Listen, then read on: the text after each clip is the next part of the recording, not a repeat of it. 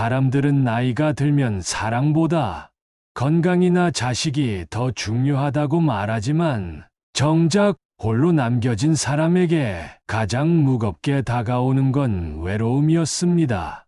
저는 칠순이 넘은 한 노인인데 아내를 먼저 떠나보내고 넓은 집에서 혼자 밥을 먹는 시간이 가장 괴로웠습니다.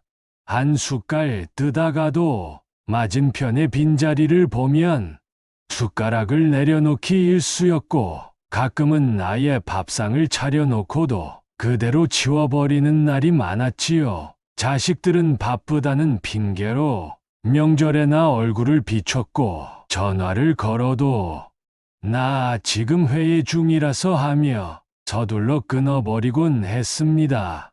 하루 종일 TV만 켜둔 채 화면 속 사람들의 목소리를 유일한 동무 삼아 살아가고 있었지요. 60이 넘은 나이, 사람의 마음이 이렇게 요동칠 줄은 저도 미처 몰랐습니다.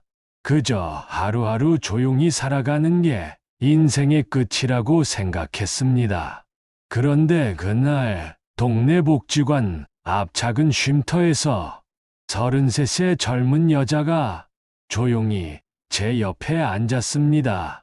그녀는 이웃 어르신들의 말벗이 되어주고 병원 동행을 돕는 따뜻한 자원봉사자였습니다. 아버님, 어깨 많이 아프시죠? 그녀가 처음 말을 걸었을 때 이상하게도 마음 한구석이 간지럽듯 움직였습니다. 우리는 두세 번 정도 마주쳤고 대화도 늘었습니다. 단순한 어르신과 봉사자의 관계였지만 어느 순간 저는 그녀를 기다리고 있었습니다. 그녀도 제 말에 귀 기울였고 가끔은 조용히 제 이야기를 오래 듣기도 했습니다. 가슴 깊이 감춰온 외로움을 누군가 앞에서 꺼낼 수 있다는 게 신기했습니다. 그러던 어느 날 그녀가 갑자기 며칠째 나타나지 않았습니다. 걱정 끝에 복지관에 문의했더니 그녀가 병원에 입원해 있다는 소식을 들었습니다. 저는 망설이다 병실로 향했습니다. 침대에 누운 그녀는 깜짝 놀랐지만 이내 조용히 웃었습니다. 그리고 털어놓았습니다. 사실 아이를 가졌어요. 그 사람은 떠났고 저 혼자입니다. 저는 무슨 말도 할 수 없었습니다. 그녀는 울지 않았고 동정도 원하지 않았습니다. 제가 어리석었다는 건 알지만 이 아이는 지우고 싶지 않아요. 이 아이 하나라도 제 곁에 있으면 살 수 있을 것 같거든요. 그녀의 말에 저는 처음으로 그 아이가 제 인생과 닿아 있다는 느낌을 받았습니다. 그날 이후로 저는 그녀 곁을 자주 찾았습니다. 같이 병원도 다니고 출산 교실에도 동행했습니다. 그녀는 저를 아버지라고 불렀지만 그 말 안에는 가족보다 더 깊은 신뢰가 느껴졌습니다. 하지만 저는 전혀 알지 못했습니다. 이 아이의 아버지가 바로 제 딸 민선이와 결혼을 약속했던 남자 민준이라는 것을요. 민선이는 얼마 전 민준이 일방적으로 파혼을 통보하고 사라진 이후 깊은 상처를 안고 있었습니다. 매일 밤 울면서 잠 못 이루는 딸을 보며 가슴 아파했는데 그 남자가 다른 여자의 아이를 임신시키고 도망쳤다는 사실은 상상조차 하지 못했습니다. 어느 날 병원 주차장에서 민준을 우연히 마주쳤습니다. 그는 저를 보고 황급히 몸을 숨기려 했지만 제가 먼저 그를 불러 세웠습니다. 민준은 창백해진 얼굴로 고개를 숙였습니다. 민준 군, 자네가 여기 웬일인가? 아버님, 죄송합니다. 그의 짐작 가는 행동에 저는 불길한 예감을 떨칠 수 없었습니다. 그리고 그날 밤 젊은 여자에게 조심스럽게 물었습니다. 그 아이 아버지 혹시 민준이라고 아나? 그녀는 제 질문에 얼굴이 하얗게 질렸습니다. 이내 모든 것을 털어놓았죠. 민준과 그녀는 오래전부터 사랑하는 사이였는데 민준이 집안의 압력으로 제 딸과 결혼하려 했다는 것이었습니다. 그녀는 민준의 아이를 낳기로 결심했고 민준은 그녀에게 죄책감을 느끼며 호련히 떠났다고 했습니다. 저는 혼란스러웠습니다. 한쪽에는 깊은 상처를 안고 있는 제 딸이 있었고 다른 한쪽에는 뱃속에 제 손녀와 다름없는 아이를 품고 있는 젊은 여자가 있었습니다. 순수한 연민으로 시작한 관계가 이제 가족의 비극적인 비밀로 얽히고 설키게 된 것입니다. 저는 이 사실을 민선이에게 알릴 수가 없었습니다. 하지만 진실은 오래 숨길 수 없는 법이죠. 딸 민선이가 복지관에 들렀다가 우연히 제가 젊은 여자와 함께 있는 모습을 보게 된 것입니다. 아빠, 저 여자랑 무슨 사이야? 왜 아빠가 저 여자 병원까지 따라다녀?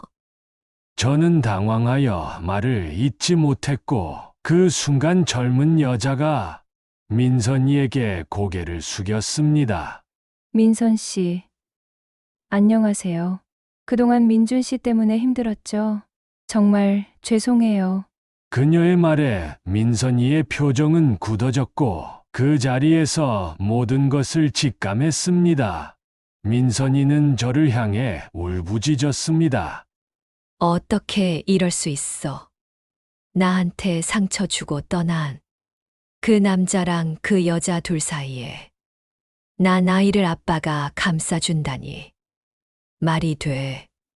아빠가 나한테 할 수 있는 건 그 여자랑 그 아이를 내 눈앞에서 사라지게 하는 것뿐이야. 민선이는 그날 이후로 제게 연락을 끊었습니다. 저는 억장이 무너지는 것 같았습니다. 제가 딸의 상처를 헤아리지 못하고 또 다른 아픔을 주었다는 죄책감에 시달렸습니다. 주변의 시선은 더욱 곱지 않았습니다.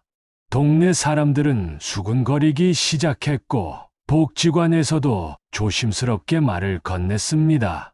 어르신, 혹시 그분이랑 어떤 관계신가요? 심지어 한 동네 주민은 제게 그 여자, 예전에도 문제 많았던 사람이라더군요. 조심하셔야 해요. 라며 저를 이간질하려 했습니다. 저는 조용히 대답했습니다. 제가 조심해야 할 건 소문이 아니라 제 마음입니다. 그리고 제 마음은 그 아이를 외롭게 두고 싶지 않습니다. 결국 그녀는 아이를 낳았습니다. 작고 연약한 아이 병원 신생아실 유리창 너머 저는 아이를 보며 속삭였습니다. 괜찮다.